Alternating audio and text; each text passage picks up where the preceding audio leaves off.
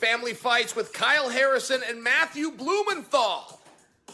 Boom, there's your intro. How'd I do?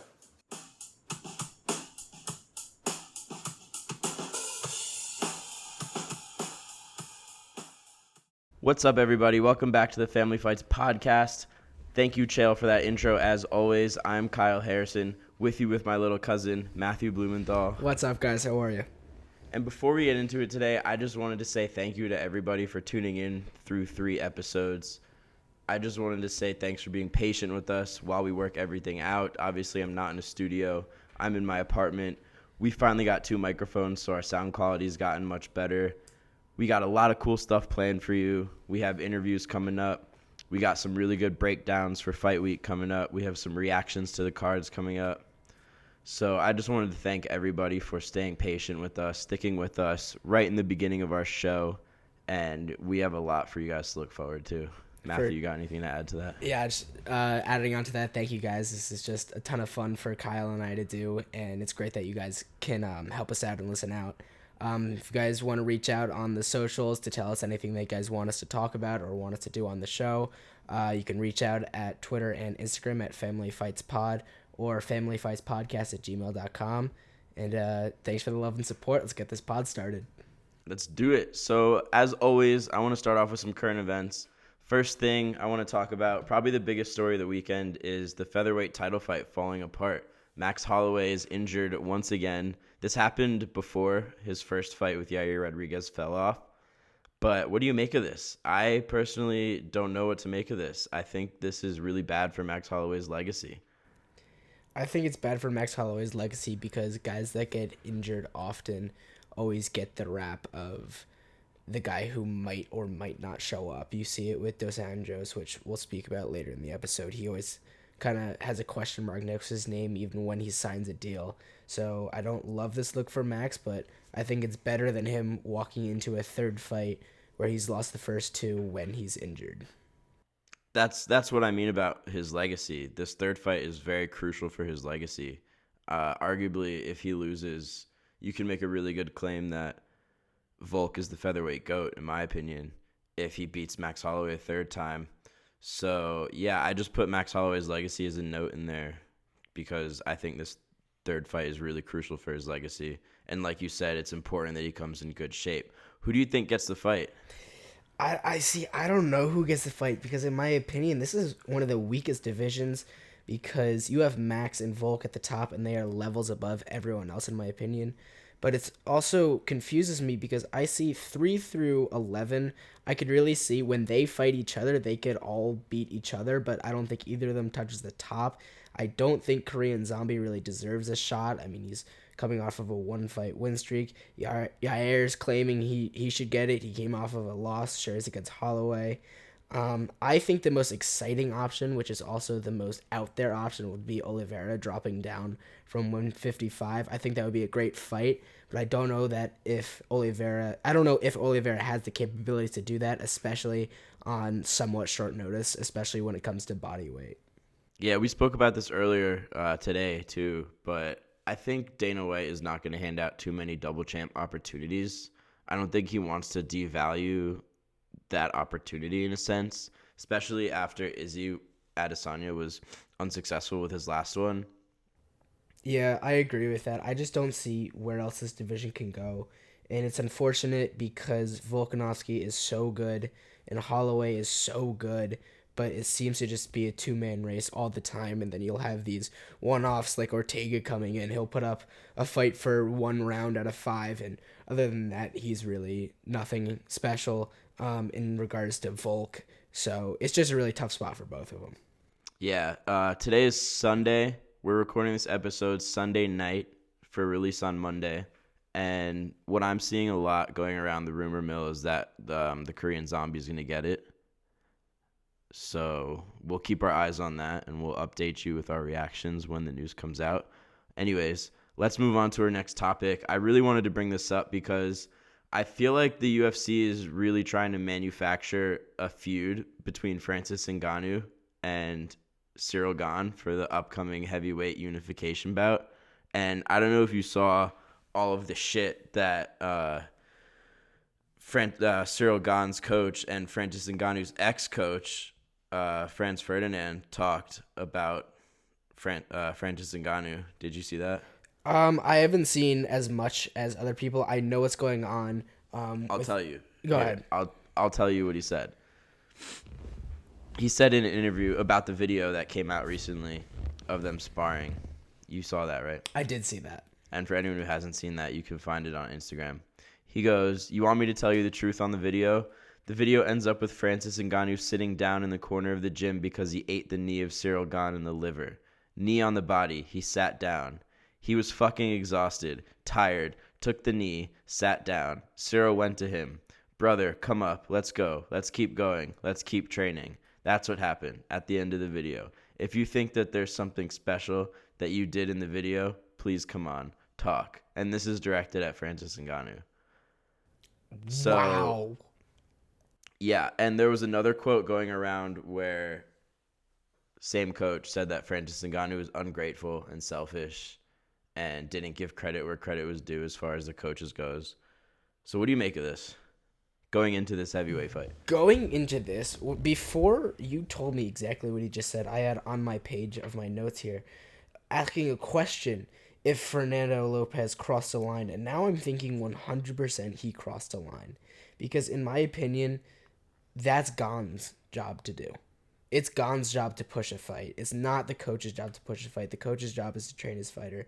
And I'm also a firm believer in if you are not going to fight someone, then you shut your mouth and do not talk about them.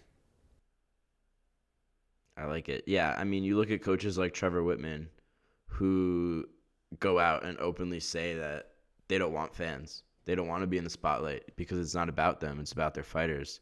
And you're right. Lopez seems to be making this a lot about him. And I don't really like it. I don't think it's an authentic feud between Gane and Ngannou. I mean, both of them have come out and said that the UFC blew up the video of them walking past each other backstage. Like, they both seem to be on good terms with each other. So I don't really understand where this is all coming from. It's going to be really interesting to see the press conference and the face-offs for sure. That would be interesting, too. In their little incident, was it at 268 that this happened in New York when they walked past each other? I believe it was. If you guys don't know, Cyril Gane was backstage and Francis Ngannou walked past him, and they're also former training partners, and Francis did not acknowledge Gane at all, and it kind of made Gane honestly frustrated. It looks staged. It looks staged to me. That's where I was going with this. I think the UFC staged it. Because why would they just be videotaping that? And why would they, if they're trying to get an interview with Gane, but other than that, why is Gane just standing there in the middle of an empty Holloway? Right. And there was no interview released that I know of. And Right. Why is Francis walking there? They were trying to sell this fight. Usually heavyweight fights sell themselves, but these are two guys who don't do a ton of media and don't promote themselves as well as other guys. So I think the UFC was trying to give us a reason to watch this fight. I agree. Next topic is Dana White raising pay-per-view prices from... They got raised last year. They've been raised again at the beginning of this year, all the way up to $75 before tax. I don't know what it comes out to after tax. I guess it depends on your state. But it's interesting because floating around on Twitter has been this article with the headline, Dana White vows to never raise pay-per-view prices, which was back all the way from 2009. And obviously, Dana White has gone back on his word. Do you think this is Dana White's decision, or do you think there's other forces at play? I've seen a lot of people saying they think this is ESPN pushing Dana White. I've seen a lot of people say that this is Endeavor pushing Dana White, since they're a public company now. So what do you think? I definitely think there's outside forces. But I don't think Dana was as opposed to it as people might be saying. I think he welcomed it. But I think the Endeavor note is very important because this is either the second or third time they've raised the pay-per-view prices since they became a public company through Endeavor. But Second time. This is just simply economics. The price for pay-per-views is elastic, which means those who pay $70 to watch these fights they're going to pay 75, at least a severe majority of them. Because even when this came out, I texted my dad, whom I watched the fights with. I said, hey, should we look into streaming or finding another way to watch these fights? And he texted me back, no, it's $5. Who cares? And obviously, I'm very fortunate to be able to just drop $5 here and there like that.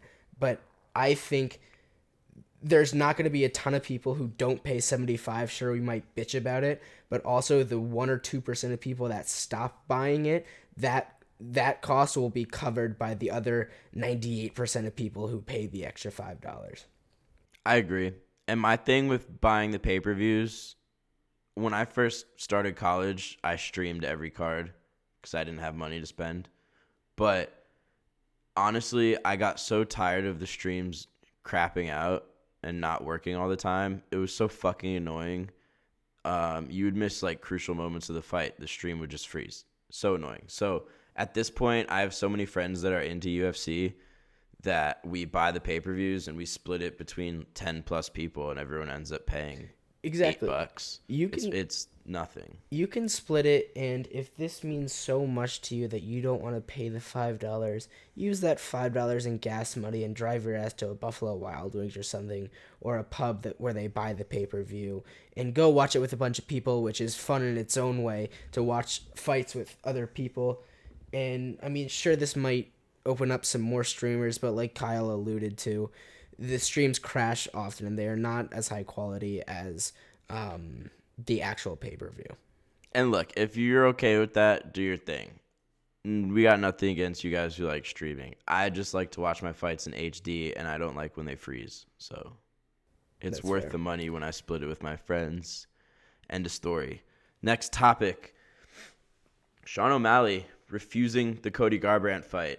I like it. I see you putting your thumbs up. I'll let you start with this one. I What do you think? absolutely love it. And I was actually thinking about this fight a lot after our last podcast when you said that O'Malley should be eager to take this. And I was thinking because this is a very smart move by Sean. Cody gives no reason for Sean to fight him other than the fact that they've exchanged words before. There's no upside for Sean. If he loses to Cody, everyone's going to say, oh, you lost to Cody Garbrandt? He sucks. You must suck. Or if he beats Cody, they're going to go, cool. Everyone beats Cody. He sucks. There's no real upside in my view for Sean here. I see what you're saying. I don't think there's no upside. I think Cody Garbrandt still has a pretty big name.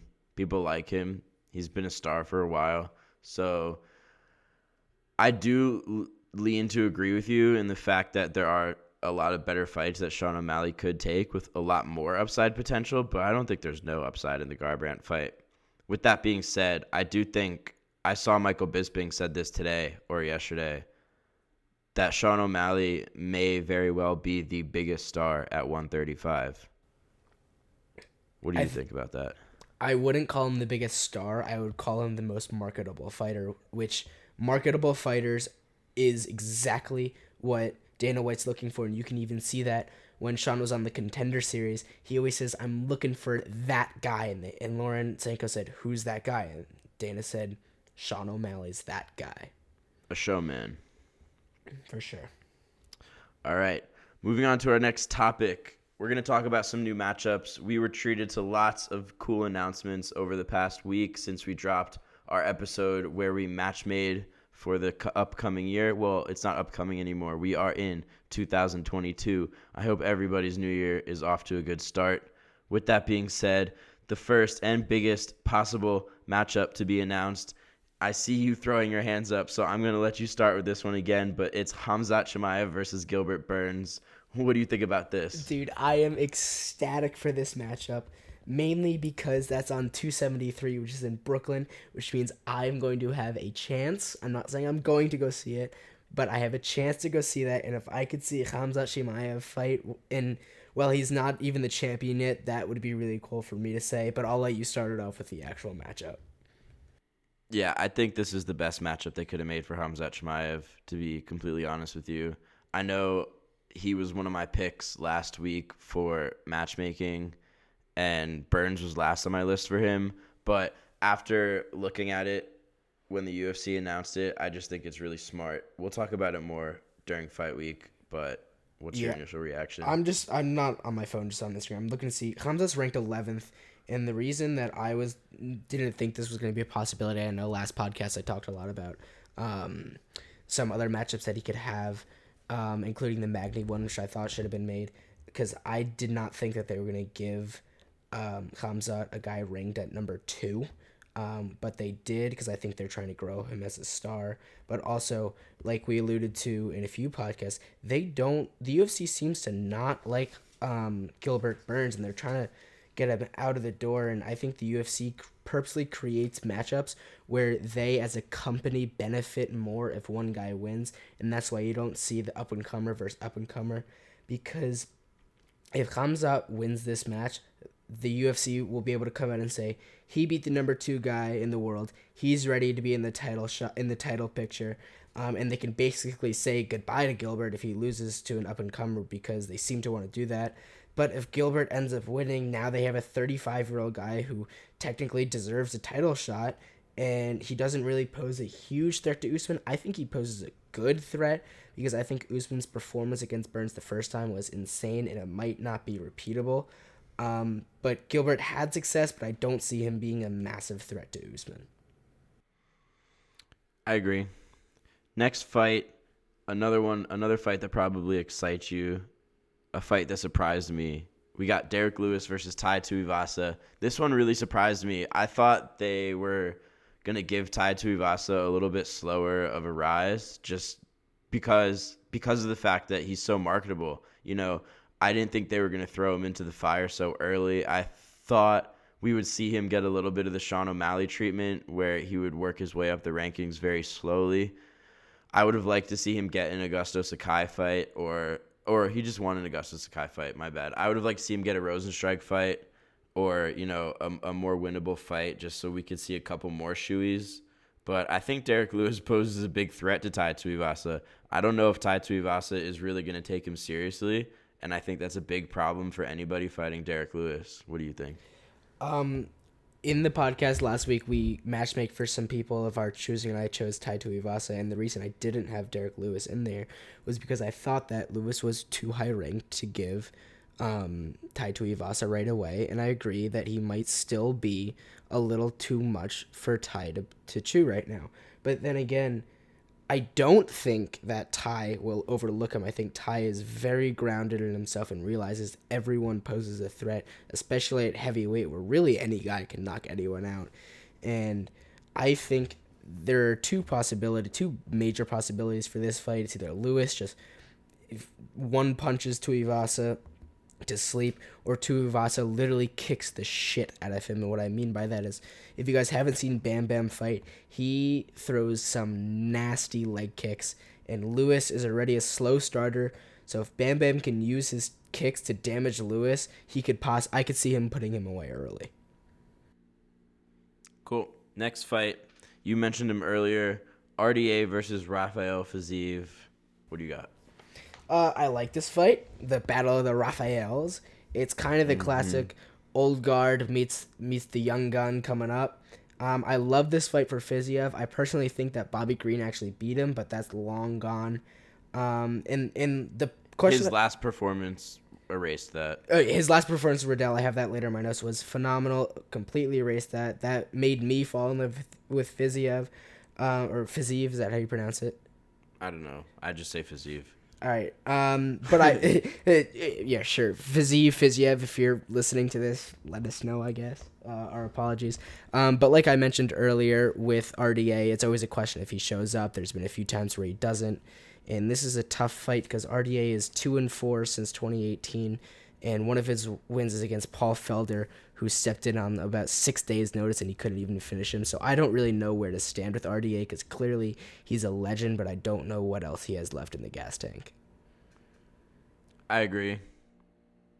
This reminds me a lot of the Bilal Muhammad and Damian Maia matchup that we saw in the middle of 2021.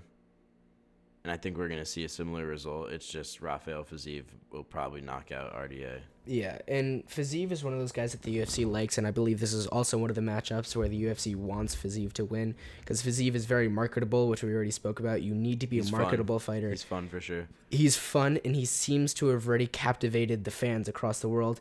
It seems if you wear a cool headdress walking out to the octagon, you get loved by everyone, and Fiziev is definitely loved, so if he can get past RDA, he's 28 years old, in a jam-packed division, maybe he can start edging his nose up into bigger fights. Yep.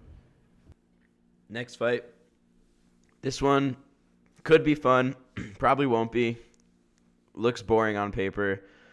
Thiago the Hammer Santos versus Magomed the Raven Ankalaev. I don't think that's actually his nickname. I just call him that because the man looks like a fucking bird. He really looks like a raven. This is something I always joke about when he fights. But I call him Raven Man. So I think the Raven Man is going to fly away with this victory. I think he's destined to be the next light heavyweight champion sooner or later. I think Thiago Santos is going to have nothing for Magomed Ankalaev. What do you think? Yeah, you mentioned to this possibly being a boring fight, and I agree because you texted me that you added some matchups to the lineup for tonight's podcast, and I looked at it, and as I'm doing my research, I'm thinking, this really has an opportunity to be a complete dud of a fight. But then again, Thiago Santos' last 3 fights, duds. Every fight after his John Jones fight, which he arguably might have won, has been a dud. Yeah, I mean, and Ankalaev's style is just smother you with wrestling. Yeah, I see Ankalaev winning this. I don't know a ton about either guy yet, but I'll do my research for as this fight gets closer. But preliminary thoughts, I definitely have Ankalaev winning. Last matchup on our list. I think this one got announced today. Jairzinho Rozenstruik versus Marcin Tybura. Another one that has massive potential to be pretty boring. Who do you think walks away with this victory? I agree with the boring fact. I think a lot of heavyweight fights are boring unless it's, Ty or Francis or Searle or Stipe, or if John Jones can finally get off his ass and fight. But I don't hate the matchup. It's a 33-year-old versus a 36-year-old, and that's not too uncommon for heavyweights. I don't see Marcin being the younger, correct? No, Marcin's older. He's 36. Really? Yeah, Marcin's older at 36. Rozenstruik's 33. I don't see anything incredible from Tybura, but then again, Rozenstruik, he's kind of frozen big moments before, and he is at American Top Team, which I'm starting to trust less and less in preparing fighters for fights.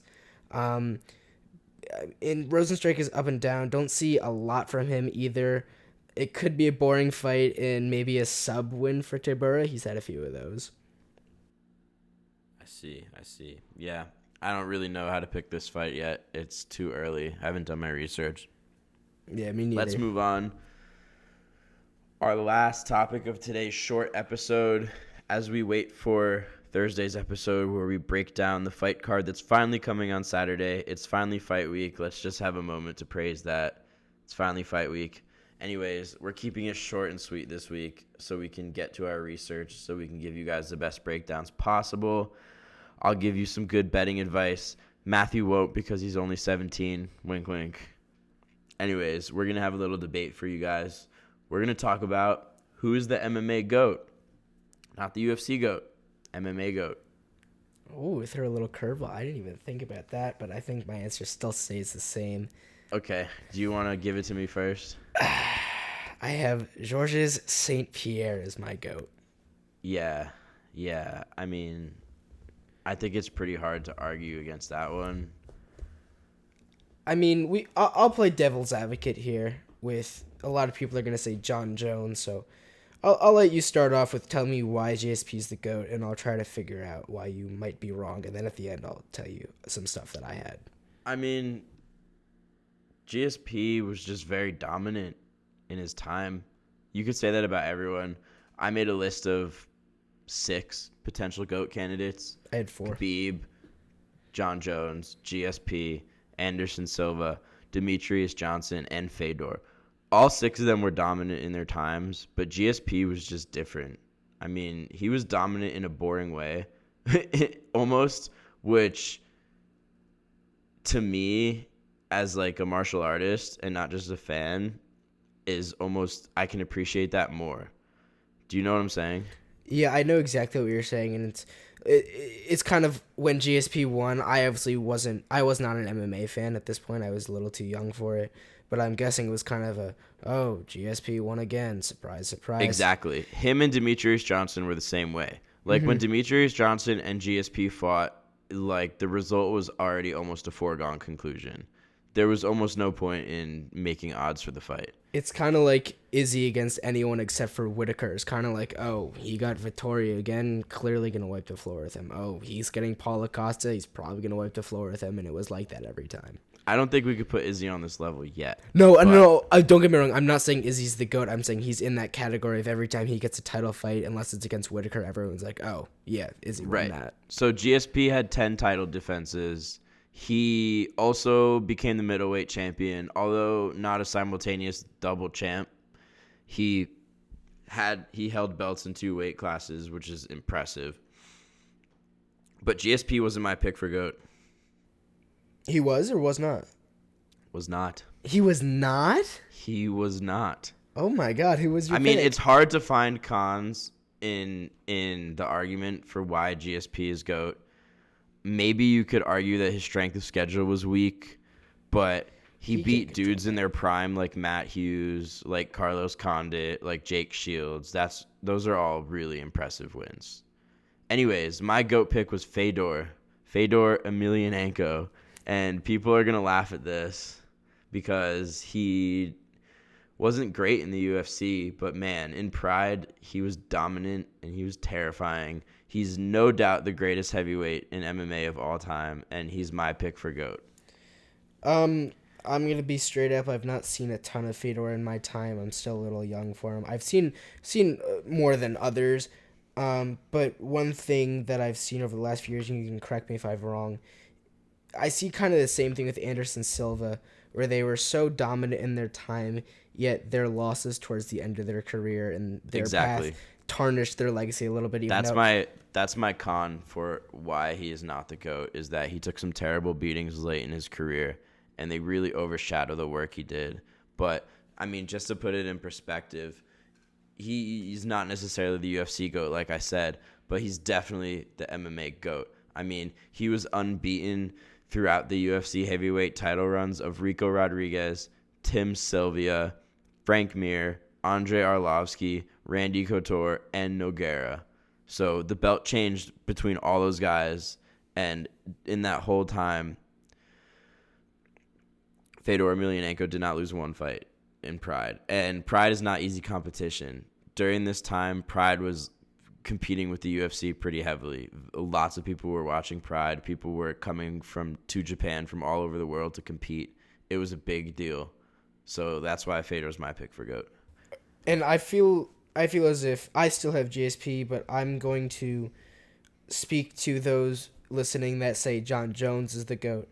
And I'm going to tell you guys, in my perspective, in order to be the greatest of all time, you have to be active during your career. And John Jones fighting once every year and a half doesn't cut it for me. And GSP, you're going to say, oh, he was off for 4 years. Yes, he retired because he was sick. He had ulcerative colitis, which means you have ulcers in the intestines. I've never had it. I've heard they're very painful. And the last thing you want to do when you're having stomach issues is get punched and kicked in the stomach at the gym. Yeah, it's very bad. I had a coworker who had it growing up, and he was constantly in the bathroom shitting, like always. Yeah, we were always trying to start work, and we'd be like, "Where's Santi?" Sorry, Santi. Sorry to blow you up with this. Oh, I know Santi. Yeah, sorry to blow you up with this, but we'd always be like, "Where's Santi?" Oh, he's in his office. We called the bathroom stall his office. Anyways, yeah, that shit sucks. It would definitely be really hard to fight with it. And GSP definitely warranted the 4 years off. But yeah, about John Jones, I think all of his outside of the octagon antics just completely disqualify him from being able to be qualified the GOAT. I know that they have nothing to do with his actual MMA performance, but part of that is the fact that he's been popped multiple times for PEDs, and that alone is enough to tarnish your reputation as GOAT. Same with Anderson Silva. I don't think either of them deserve to be called the GOAT just because both of them have been popped. I agree about that. I agree with that. Two of my biggest pet peeves in all of sports, especially MMA, this one only pertains to MMA, is when you miss weight and when you get popped for PEDs. That really just, as an athlete, that pushes me the wrong way. And then as a fighter, as I'm starting to look at actually fighting and start looking at weight cuts, it's completely disrespectful to your opponent and to the sport in general to miss weight. So I hate that. But what I find most impressive with GSP is that you're going to say, oh, Khabib never lost. He has to be the GOAT. First of all, he had 4 title defenses. He fought no one else outside of that. And he was on his way to becoming the GOAT, but I think he just retired too young. And GSP had 2 losses, but he got both of them back by finish. Hughes beat him. Then GSP fought him again, kicked him in the head, and punched him until he quit. And Sarah beat GSP. GSP came back, threw vicious knees to the body, and ended that fight. So when you can take the 2 guys that beat you and finish them the next time you see them, that's impressive to me. As well as just I just read a weird stat where they had 13 pay-per-view main events. He was the main event for 13 pay-per-views, and I thought that was just impressive and showed how much he loved the sport, how incredibly dominant he was, and he is 100% my GOAT of MMA. And the man made a lot of money main eventing 13 pay-per-views. Yeah, and he was quiet about it. And you know, I'm very respectable. I'm a guy who doesn't mind if you go out and flaunt, obviously. But obviously, you're a big Conor McGregor stan. Hey, I went this entire episode without talking about him, and you brought him up. But GSP was very quiet. Notice that. I'm very proud of you, Matthew. I was the first one to bring up Conor McGregor this episode. We should have like a tally. Every time I bring up Conor McGregor first, it's like a point for you, and when you get a certain number of points, I have to do a shoey on the podcast. That's great. I'll go back, start looking at him. I was actually 10 points. We'll get to 10 points. We're gonna keep a tracker. If you guys want to help us track, you can do it on social media. But Matthew's gonna keep a tally. That's 1 point for Matthew. If he gets to 10 points, I'm gonna do a shoey live on the podcast. That's a great idea. But you know, I was writing my notes down for this podcast, and I wrote a note about McGregor, and I went right to the delete button. I went, delete. I'm not going to say it. I'm going to hold it back. Yeah, so I'm fucked now, in other words, because he's going to make a conscious effort not to bring up McGregor unless I put him in the notes. How about this? It doesn't count if he's a topic for the day. If like last podcast when we like pick a few guys to matchmake, Connor is definitely a guy that we're all matchmaking for. But if his name is in the note, if his name is in the outline for the episode, then it doesn't count. Or if it just made complete sense to bring him up. No, because it made sense for me to bring him up then, but it's still a point for you because I brought him up first. Fine. Yeah, I'm gonna do a shoey eventually. It's okay. I'll do a shoey when I get to 10 as well. Anyways, 4 an episode. We're off the rails. We're talking shoeys. I think it's time to wrap it up. 100%. Go ahead. Let us get to our research. We'll be back Friday with breakdowns for Calvin Kattar. Thursday. No, I think we're going to go Fridays. We're going to go Fridays. 100%. Yeah, it'll give us a little bit more time in the week because school's starting up.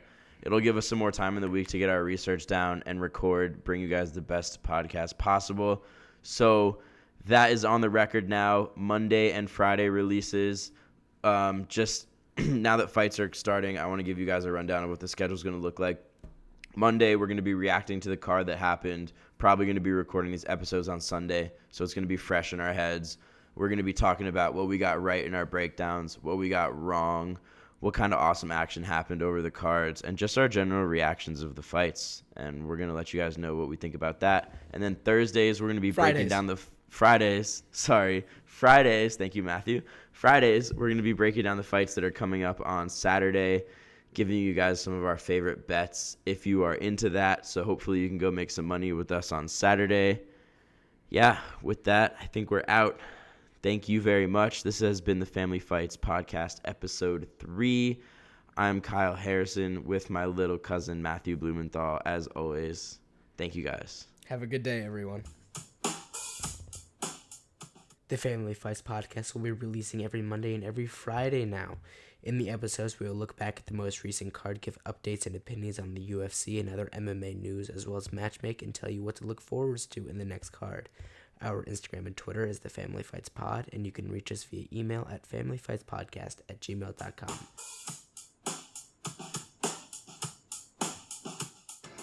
Family fights. Let's do it.